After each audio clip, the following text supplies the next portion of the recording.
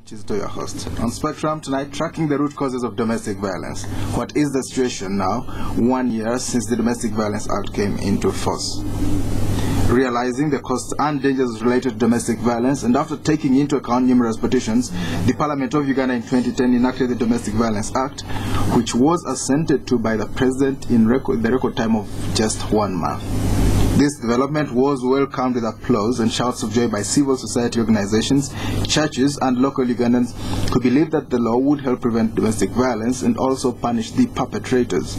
Today, cases of domestic violence seem to be on the upsurge, but only a few cases are reported by the media to the police or even handled by the judiciary.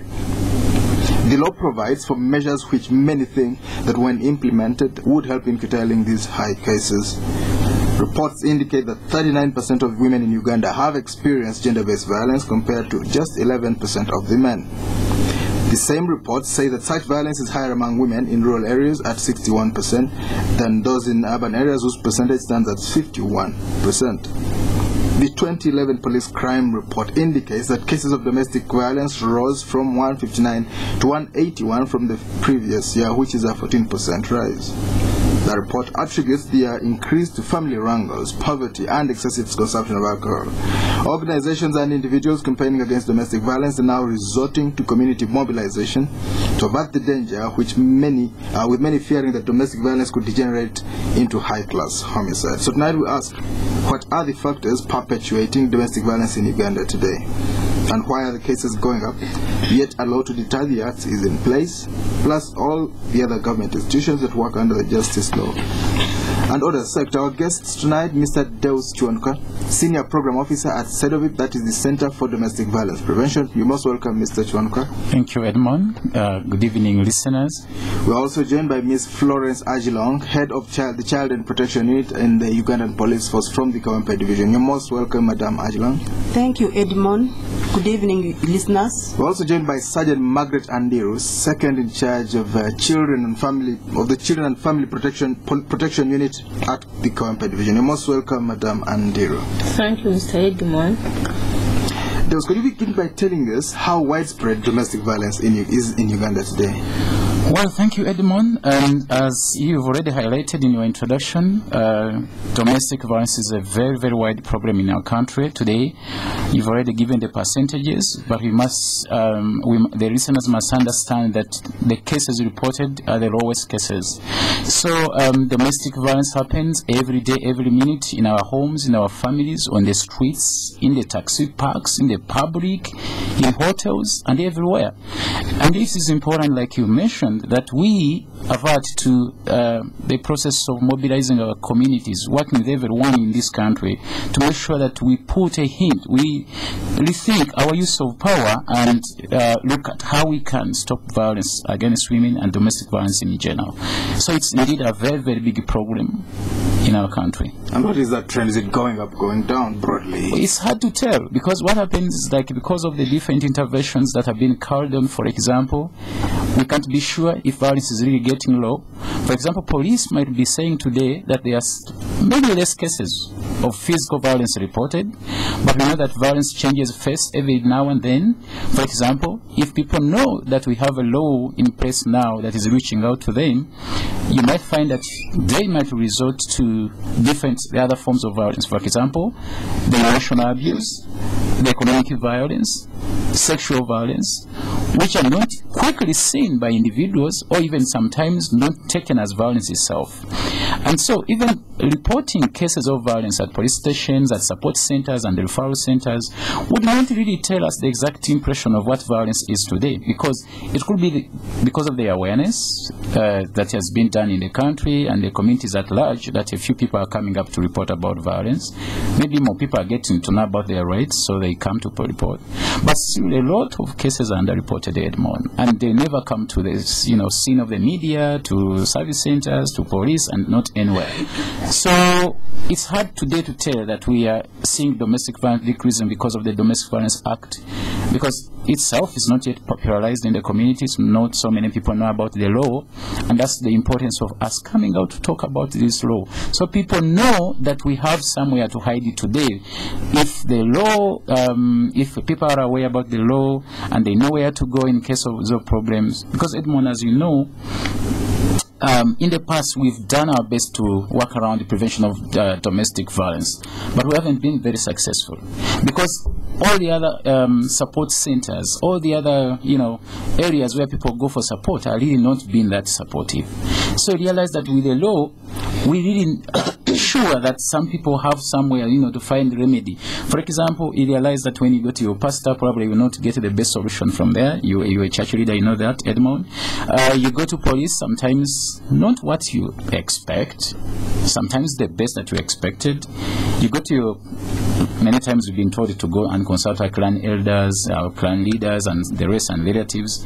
You find what they are telling you is the status quo. I mean, the endure. Everyone has lived that hard life in the marriage, so please, why not you? Carry on. So we think that the law is coming in place to help us to address some of these issues that really haven't been addressed in the past, to make sure that people have somewhere, to lean to when cases of violence have gone out of their hands. Very interesting. Of course, you're saying that the social support systems are not adequate. We'll examine that in more detail. Madam Ajilong, could you talk to us about your own experiences in Uganda? Yeah, thank you, Edmond. You see, in our police setting, domestic violence has been a case which has been handled lightly in the past. So these laws are coming in to correct the past. They are correcting the past issues which have been neglected in the police force. So the police force has stepped up with these offices of Child and Family Protection Unit to cover the issues on children protection and domestic issues. So when we talk of the domestic setting, this means these are the family setting, that is the number of people, the type of people, the relationships, the cultural norms which are surrounding a certain group of people living together in a setup, a family setup. So this Domestic Violence Act has really helped to cool down some of the cases. When you look at most of these cases of murder, what they originate from domestic violence. Because when this violence is not addressed up in a right way, it exaggerates and it becomes a big problem to the society and to a family. It causes a lot of breakups. It causes a lot of trauma to children. So these children grow up and even end up in the streets because of the domestic violence at home. So this domestic violence does not only affect the elder people, but it also goes down to the children. So these children even live to be violent themselves. So they carry it forward. So they copy and see, my father boxes my mother. So these are the type of children you find on the street or even in the school. They're the children who like to fight all the time because they are practicing what they see. Because a child does not do something which he has not seen or he has not been taught. Right. So you find that this domestic violence is something which is cutting across a very big range of society. So these traditional things which my colleague here has already said are already things which the law is correcting. Because when you look down about these laws, women are still marginalized. We don't say that men are not abused, but a large number is still marginalized. Because when you look at economically empowerment, even if a woman is working, but when she goes home, the man has to know her income. But you find when a woman tries to ask that the man's income at times is harsh and says, what will you do with it? So you find that still this law comes in to protect mostly these vulnerable groups of people in the society who have not been taken care by the society. As he has already said it, you find that when a woman faces this violence, when she goes to a neighbor, she says, go back and cook. Don't be like a man in the house. Who will be a man in the house? So you find this woman might not be having some say. She wants to have the conjugal rights. Then when she tries to tap her counterpart, a box comes from the other side. This woman is limited She's violated. So she endures to live in that norm. And she says, my mother also endured. What about my children? If I leave, what will happen to them? All right. So, okay, we'll get a clearer picture as we go down the road. Madam, and well, listeners, this is Spectrum on Radio, and tonight, tracking the root causes of domestic violence. What is the situation now, 1 year since the Domestic Violence Act came into force? Our guest tonight, Mr. Deus, Senior Program Officer at CEDOVIP, that's the Center for Domestic Violence Prevention. Miss Florence Ajilong, we've just heard from her. She's the head of Child and Protection Unit at the Uganda Police Force in the Kawempe Division. And Sergeant Margaret Ndiru, second in charge of the Children and Family Protection Unit in the same division. Madam Ndiru, how has this law helped? Has it helped at all? Have we seen a change? Really, this law has helped a lot. Many women who have been abused through our sensitizations, they are able to come up and report such abuses to police. And we are the very people who do help them after making such reports. Really, if you try to talk to these people and they have failed to reach to a compromise, and the woman has been abused now and then, and really she feels she cannot endure. Others even they feel like leaving the home, but still to help to support these people, we normally refer such a group even to FCC at least to handle such matters. What's the FCC? That is Child and FCC is Family and Children Court, which also take up and support police in handling such matters. These women, let me say, it's not only women alone, but both were abused. But as my colleague has said, so men the percentage is mostly women. Right. So some of these women, even though this law has come up, but others are still not aware of their rights. For example, maybe someone wants to leave the family and go because of the torture.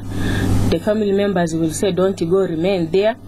Others fear that maybe the dowry which has been paid, how will they refund? So it's now our duty to enlighten these people to know about their rights and how they can overcome the domestic violence. Through sensitization, others are now aware. In case they get such a problems, really they run to police. And we do help them. Some are physically tortured, some are sexually abused, some are emotionally abused. So all these categories.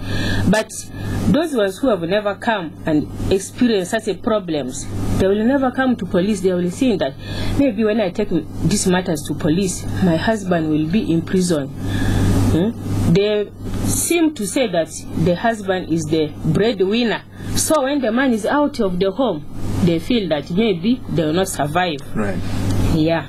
Okay, so you have hope that with time, the law will help bring down these cases. In fact, I have much hope on that. A great deal of hope. Yeah. All right, Mr. Jonka, talk to us about what you think can be done to strengthen, to link the law with the practice, to bring these figures down. Well, thank you, Edmond. And first of all, what people need to know is, why do we have this law in place? The domestic violence law protects people in abusive domestic relationships, and we know that the court steps in and provides services to the people in order to keep them safe by punishing the perpetrators and also guiding survivors on how they could receive compensation. So in local zone police officers, health care workers, local council courts, magistrate courts, and of course the community members at large to support the survivors while they bring perpetrators to justice. And by the act of this law, anyone in a domestic relationship who engages in domestic violence is of course committing a crime, and this is what the community needs to understand, and is liable to a fine or compensation upon conviction. So even if a victim in any way appears to have consented, for example, and this is something unique with this law, that even if a victim, in any way appears to have consented to the violence, the abuser will still be punished. Domestic violence is fundamentally outlawed, and the redress by any understanding between the victim and the victim and the abuser must really be addressed. And that's why this law is talking about, well, who should really be covered in this law? Because we've had a lot of challenges around, the law, Edmond, the law is coming in, to torture men, the law is coming in to kind of disintegrate our cultural binding and all this other aspect of attachment that we have to our families and our wives and partners. But we know very well that this law is covering everybody in an intimate relationship. For example, it is for any man or woman or child who shares the same residence, and that's what makes it a domestic law. Any man and a woman who is currently or who used to be an intimate partner. And that's the beauty about this law, that even for you who have been together and because of ABCD you've separated, but one of the two partners continue to haunt the other, to stalk the other. Text messages. Text messages, stalking in all aspects of life. You're sleeping around someone's house, you're finding out what's going on in there, you're almost everywhere in their private lives. The law is going to catch up with you. Every man and a woman who are or used to be married, we know that some people have separated, but they don't want to let go. You say, meaning that in my life, I no longer own you in my life, you're completely out of my life. But still you don't want to let go. You continue to, move around, find out what they are doing. Sometimes people go even to workplaces to find out how much are you paid, what are you doing there. Sometimes blackmail them at their workplaces, make sure that they lose their jobs, And the good thing about the law is that it is also capturing the relatives, protecting the relatives, including both relatives, blood relatives, and the people who share the same residence. And this is where, Edmond, we've had a lot of problems, about the maids who stay with us in their homes, sexual abused, emotional abused, economical abused, and they have no, remedy to their problems, and they have nowhere to seek for guidance. The only way is to be thrown out of those residences. So the law is catching up with the people now who are abusing those other relatives, the housemaids, and any other helper, whether they stay with you in the house or they are day workers who commute and from anywhere and come to work in your house or in your home. The law is helping to protect these people's rights. Domestic workers, house servants, whether or not they stay with the perpetrator, they will actually seek support from this law. Right. And then the victim is of course an employee of the violator. We've had so many problems of employee-employer relationships which have gone really sour. The law comes up to protect such people. So it's not just married people. It's not about married people. Particularly, you look at Edmond, she's my wife. She was in my company. Yes. But by virtue of being my wife, I never want to pay her salary because I know how she spends. I know I'll provide at home. So what do you need the money for? After all, I've provided at home. This law is coming up to force you to pay the person that you're employing, irrespective of what the relationship is. Right. Yeah. Madam Ajilong, could you talk to us about, from your own division, give us some case studies of the most common cases of abuse? Yeah, in my station, the most common cases of abuses which I see is emotional and economic violence. That's in the between families. man and woman. Yes, even to employees. You find that somebody employs these children and they don't pay them At home. At home. You find these children are thrown out at night, and you find that's why these children, like the girls, they end up being early sex workers. That's why you find that there are very many early sex workers, because after throwing this child out of a home where she has been working, she has nowhere to go. She will get a drunk person, a drug abuser, and they take her and give her 1,000 shillings. You find that these children become desperate. They don't have anywhere to go. Their hope is only to say that, let me sell myself and get what to eat and survive. You'll find some of them don't know where they were brought from, because they might have trafficked this child from somewhere, given somebody to work as a housemaid when things become tough, or when that child is even abused domestically in that home, saying that this one has eaten my food, where do I gain from? So you find that the perpetrator starts at home, and the child can say that, to hell, I have to go away from this home. It can be voluntarily or involuntarily. So you find that it's economically, they rotate around the economic backgrounds because of trying to get income, trying to get what to use, what to eat, how to earn a living. You find that it's even more of emotional than physical, because this person can remain thinking of the past, what this person has gone through. Yes. And you find that somebody says, I have nothing to do, it has happened, I have to go, like that. It's kind of traumatizing. Traumatizes them. And you find some of them look even like they are not understanding, but when you talk so much to them, you continuously counsel and talk to them, somebody can laugh at you for a long time. Then when you ask, what have I said, what's funny? Then they will say, Madam, what you are talking to me looks to be impossibilities. I can't do without it because that's where I earn my living. So you find everything comes back. That very clearly. What do you mean? Some maids get abused and they say they begin to accept it. Is that what you're saying? Yeah, these sex workers, these children. The sex workers. Yeah, because at times we get in touch with them. You talk to them. We talk to them. Yes. Plan has even given a go ahead, a support to us. Plan Uganda. They have given us a support to go into details, to interact with these children, and they are trying to get them out of this circle of early sex working. So you find when you are talking to them, they will just laugh at you and say, Madam, what you are talking, it looks to be impossible on our side, because how shall we get a mereyalero? How are we daily bread? Yeah. How are we going to get it? Okay. So you find it is just rotating around the economic background. It's the economic violence which is making these children do like this, and most of these family members, you find even failing to provide necessities. What necessities do they want? It's economical support. All right, listen, this is Spectrum on Radio, and we're going for a break. We'll be back. Join Airtel today and get 50% bonus airtime instantly. That's right, 50% bonus airtime to call across all networks. Simply buy and register a new Airtel SIM card. Top up 1,000 shillings and more, and 50% bonus airtime to call across all networks is yours. Join Airtel today. Get bonus today. Airtel. John, Mike and I, we go back a bit. We knew John at the beginning, working for someone else. But he was different. He had vision, saw opportunities. He started working towards his goal, opened his own garage, and worked, learning the hard way. His reputation spread. Trust, consistency, quality. Soon people were coming to him from all parts. He made himself and his whole street prosper, and also helped friends, seeing potential in people and helping them on. But John never shouts about all his success. He's just who he is. Special. So here's to men like John, who make a difference, who enjoy Nile Special, the rich, satisfying taste from the source. Nile Special.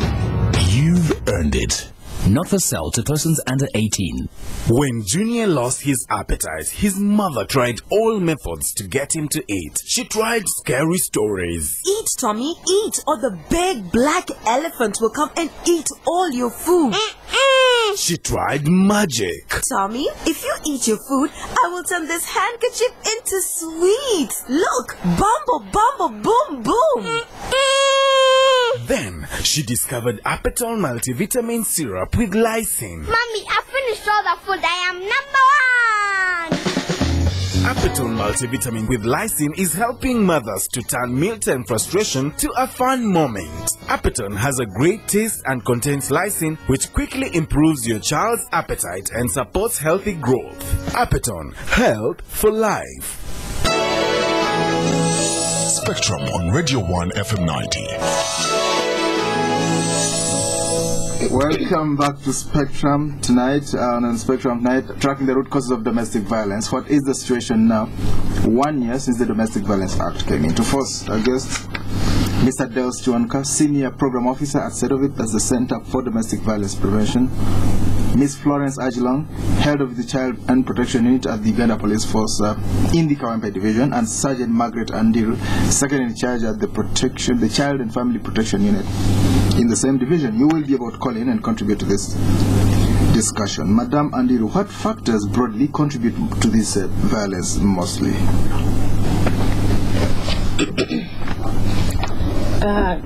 The factors which contribute to this domestic violence, you might find the man is having a job, but the woman is jobless. So, this is a woman who can request for something from the man, maybe cater for the family. So this man is ever violent. The man can leave 100 shillings at home. He goes and he drinks at night, coming back, start to batter this woman. At times, the woman just also asks for school fees for these children. The man sees as if the woman is an obstacle at home with the children. He tortures these children, he abuses them.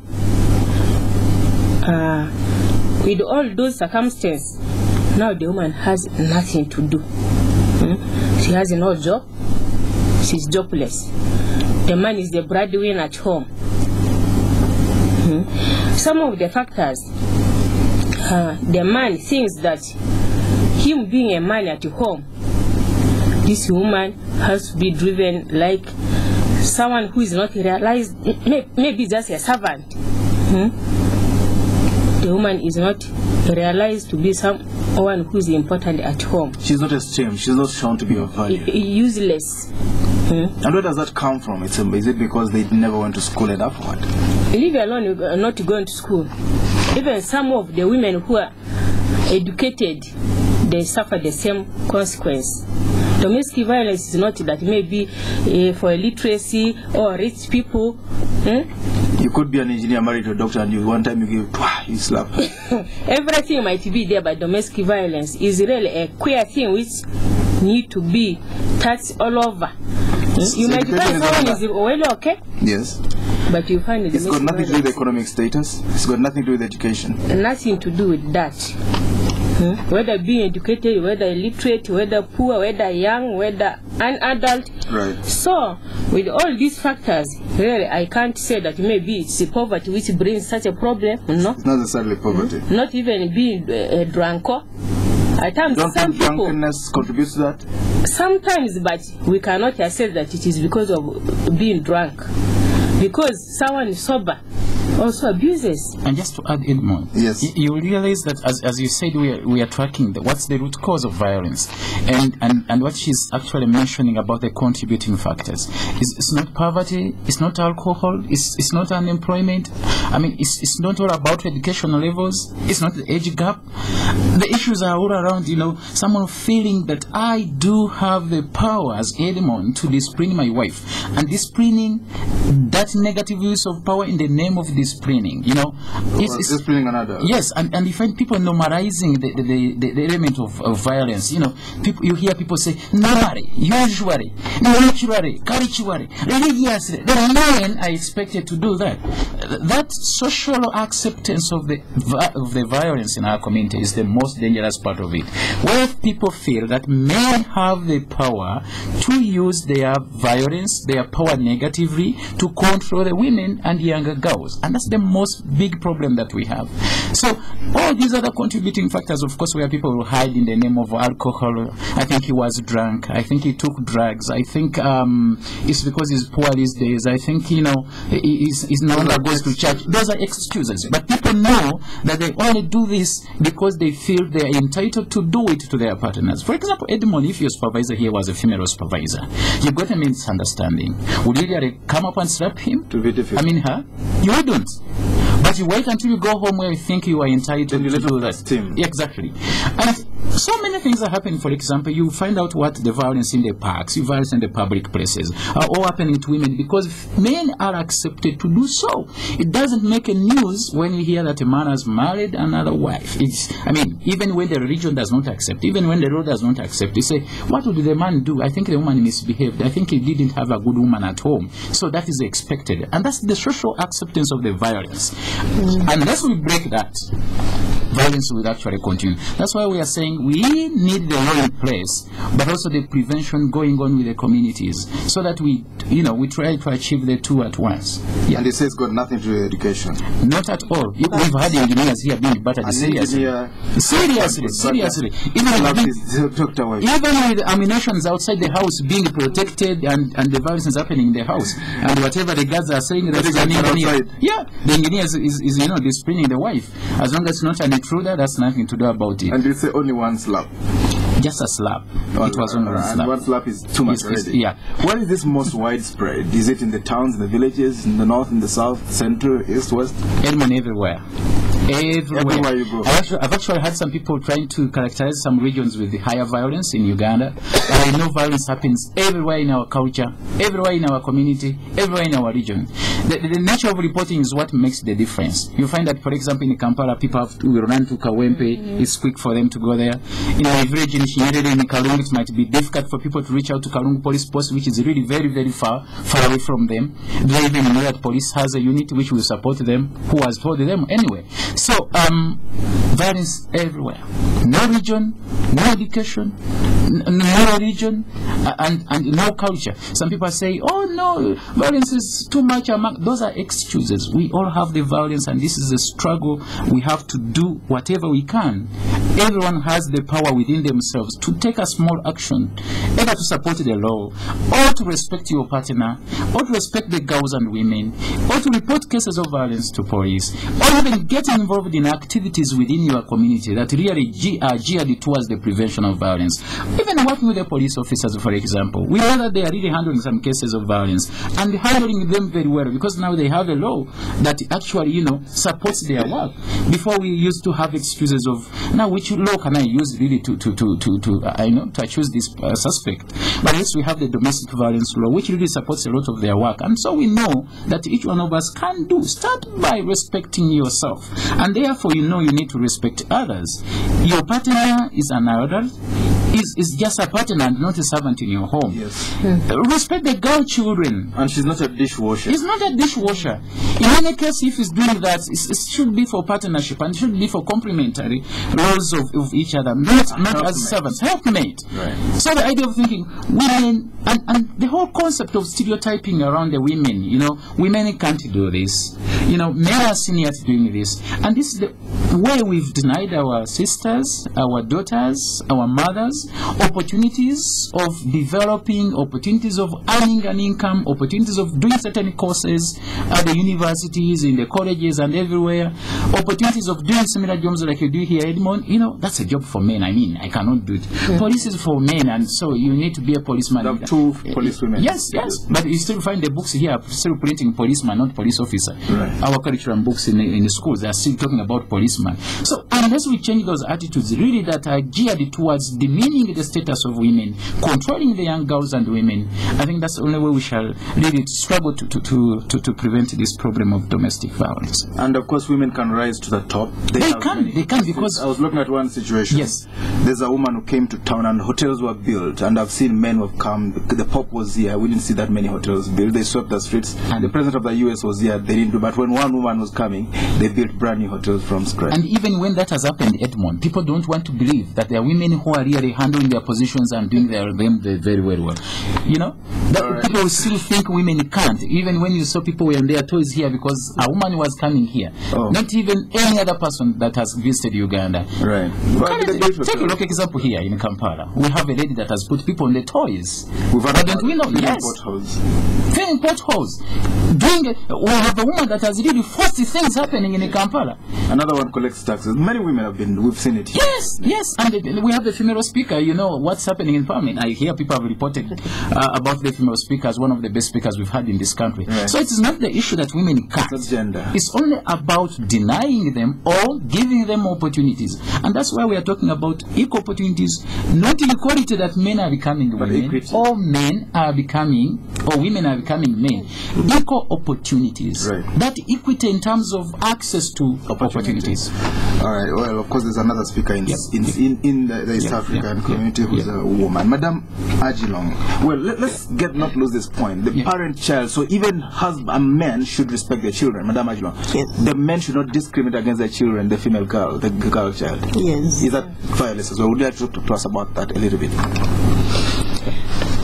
Yeah. Is it domestic violence when a man discriminates against the girl child? Yeah. The daughter in the home? Yes, Edmond, you see that so long as you start discriminating these children from childhood and show that this is a boy and this is a girl, what does it mean? You're separating the gender roles. You're giving them separate gender roles. That my boys should not wash dishes because they are boys, and my girls run your work is in the kitchen. You don't allow them to have a say in when you're bringing some argument. You say that you a girl, sit down. You don't have this. So that one will make this girl to grow up when she is traumatized, saying that is it bad for God to make me a girl? That one makes her to hate herself in a certain way. Give these children equal opportunities from childhood and say that you are equal, but only have biological differences which are not going to be dynamic. They are static, but you know these other roles are dynamic. They change with the time.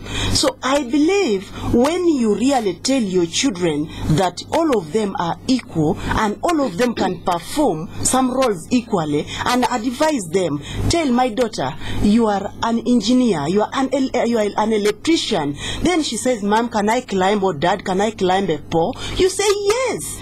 Even a lady can climb a pole. So you find that this girl will grow up knowing that I am equally the same as a man. And so have the capacity to provide the world with yes. You give them also to express their views. Don't shut them down by saying you are a girl. What say do you have on a boy? No. Make them, if there is a disagreement, say no. All of you have to eye on this issue just in a round, amicable manner. Right. Such that these children know that we all have brains and we all can participate. We can shine. We can also do things in the right way, in the right time. Right. So when you see that you don't expose these children and you limit them when they are young, that this is a girl child, you should remain at home, this one should go to school, you should do this. No.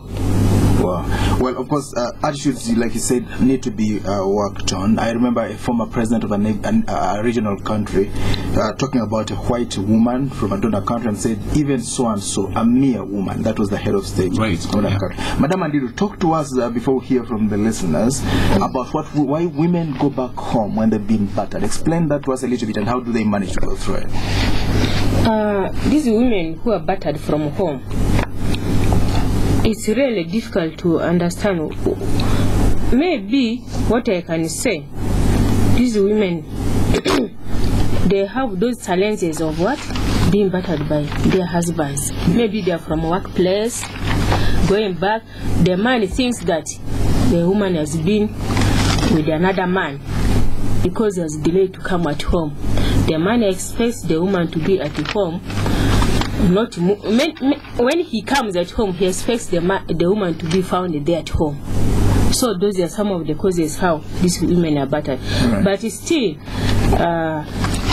with this, the point I would like us to talk about, maybe you can expand on that later, but a woman accuses her husband of battering her. They come to the station, but then she says, don't let him go to jail. How do you handle some of this? Such cases, we do normally put these parties down together and we counsel them. We try to educate the man about the dangers. This one is your darling, she's not a punching bag. This is your darling, is not someone to be beaten. You have to respect your madam, and also the madam has to respect you. You put these people down, let them understand their rights. The woman should also respect the woman, knowing that this woman is also like him, he's not supposed to be battered. Do you have situations, let me borrow the word genuine, it's a very strong word. Do you have situations where the men have actually been provoked? Do you think that women sometimes, bring it on themselves? Yeah. Some of these. What do you do when and what kind of situations? But you have to first investigate to that allegation first. At times, indeed, they are provoked, but it doesn't mean that they should fight. They should bring violence at home. They should see a way of getting resolve the matter. Right. So the man should good find communication. You know, the men are saying, let's settle it like men. They should know that this is a woman. You don't settle it with them the same way. No, these are the same people. A man, a woman, they are equal. Right. No one need to bat another one. You have better sit down and resolve these matters. Right. Yeah. Buy some flowers if need be. Buy some chocolate. Some men think it's unmanly to do those things, to be soft with their loved ones. No, both can do the same. All right. Yeah. Do you have situations of men being battered? 11%. Let's talk about that 11%. Yeah. What happens? Some men are also battered. Oh. They are battered, real. They also do come to police. Say my wife has beaten me. My wife has beaten me, and you really get them with the scar. One time, one example, a woman poured the hot water on a man. Right. But the man was so good, he accepted that they resolved these matters. That's all. Yeah. Okay. Well, listeners, this is Spectrum on radio, and you can call it now. Our numbers 0414 348 111 0312 260 390 0312 261 390. When you call in, please tell us your name and where you are calling from. You might be a man who has been battered. Talk to us about that, and maybe you know your neighbor or somebody else. Deus, going forward, what can be done to strengthen this law? Oh, we have a caller. Spectrum, hello. Good evening, sir. Your name?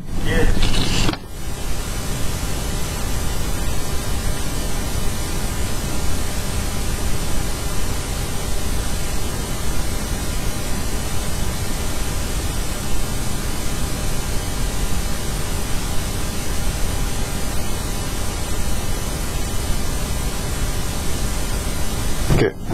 All right. Spectrum, hello. Hello. Hello. Please talk to us. You are live on air. Hello. Yes, sir. Your name? Yes.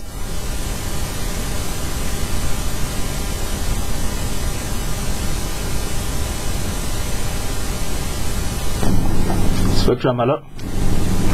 Hello. Hello. Yes, sir. Your name? Yes, Spectrum. How are you? Very well, thanks. How are you, sir? My name is Eric. Yes, Eric.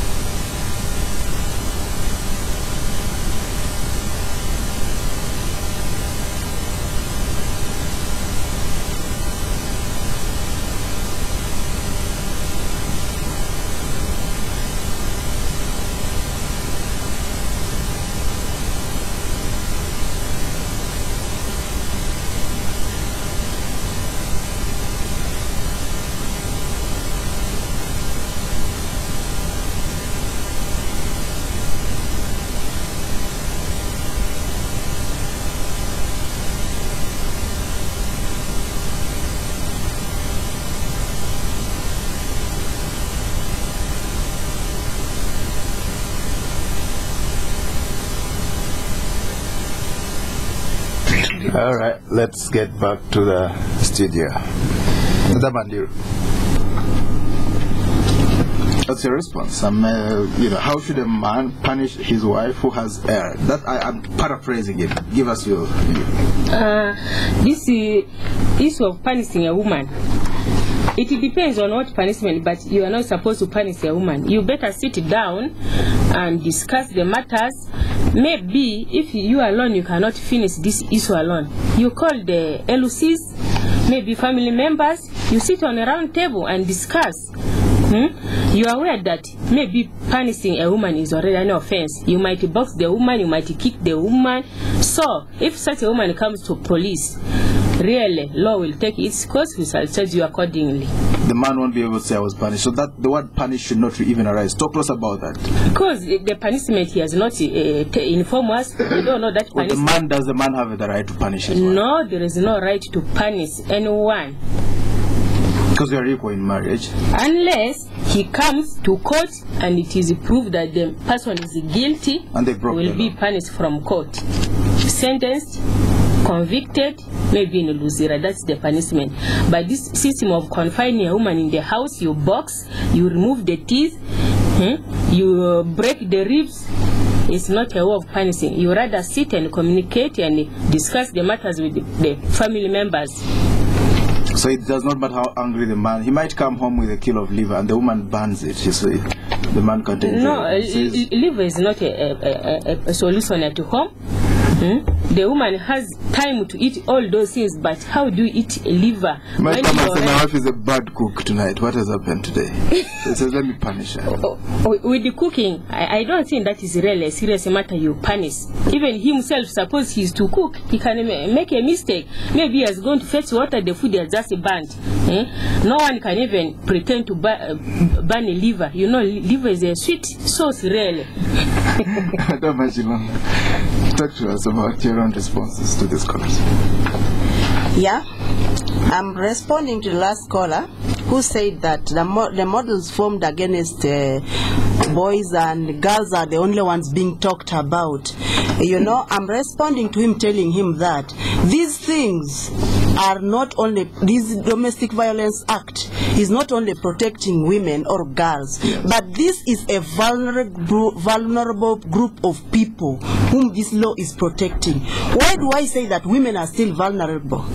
Can I ask that caller that in a reality and in the law form that everybody has equal rights, but are those rights in reality equal?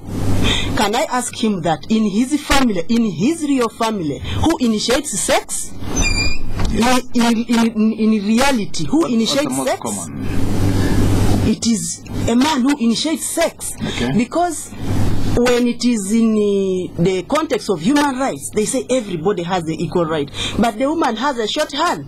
You find that these women, in real sense, they are 5 or 10% who initiate such actions. Who controls the finances? It's the man. But with the other issue of provision, which he says, most women nowadays are providing for their families. There are very many families whereby women are the breadwinners and they don't complain. You find that most of these women, she gets her money and says, my husband. These are families whereby there is a consensus in a family. They sit down and they talk. Says, my husband, I have got such amount of money. Let me pay school fees. You buy books. Or the mortgage. Or you pay school fees, I buy the requirements of the children. He will even say, let me buy food, you buy the land. Then when it comes to building, they contribute. But do you know why these women don't want to build? Tomorrow she builds the house. She's not secure. Tomorrow he says, you are out-fashioned. I'm bringing another person in the house. And the names of the land title, you know our laws. The owner of the house is the owner of the land title. The owner of the vehicle is the owner of the logbook. So you find that these things cause this woman to say that I'm not secure to build, to put my money together with this man. But these women provide, these women contribute. Unless when he has not introduced his woman to that thing, that means there is something his woman is fearing from him. Deus, do women give men a hard time over sex? 1, 2, does the boy child get neglected when you're overemphasizing culture? Edmond, I want to first emphasize that you cannot be a judge in your own case. So the element of punishing is not acceptable. You don't have the right to have a court in your bedroom, have it there, listen to the problem, and think you have the right to judge, and then give a person the judgment. So the idea of punishment is not acceptable. 2, the idea of thinking about men, boys, and not men, I mean girls and not men, is, I think, has been discussed on a wide range today. But what we are saying, we are looking at percentages. And of course, Plan has a campaign where we are looking at the boy child. How do we complement complement each other, the but boys the and boy the child girls. disadvantage is that not an academic thing. Of course, we understand that they also get into problems. And what we want to emphasize here... It could be an academic argument. Does the boy child get ever disadvantaged? Yes, in some areas, of course, they do. But what we are saying, whichever type of violence committed against a human person, we are saying we condemn that. And so we don't want to say men who batter women, that's fine. We are saying all forms of violence committed against the person are illegal, unacceptable, and we should condemn them and they should stop. And if people who do not really want to stop, the law will catch up with them. The law will catch up with them. Of course. Your son about the domestic violence act. Yes. It was accessed to by the president in record time. 1 month he had already signed it. Well, we have to end here. Thank you very much, leader, dear guests. Mr. Deus Chuanuka, very knowledgeable man, Senior Program Officer at the Center for Domestic Violence Prevention of CEDOVIP. Thank you very much for coming tonight. You're welcome. Madam Florence Ajilong, Head of the Child and Protection Unit at the Uganda Police Force in Kawempe Division. Thank you very much for coming tonight, Madam. Thank you. Sergeant Margaret Anderu, Second in Charge of the Children and Family Protection Unit at the same division. Thank you very much for tuning in. I've been your host, Edmond. Kizito. Spectrum will be back tomorrow. Up next is the news in English.